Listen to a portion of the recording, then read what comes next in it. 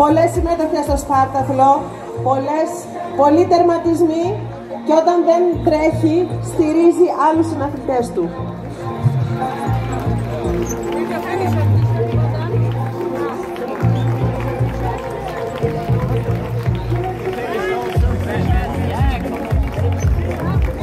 Και συνεχίζουμε. Πάμε.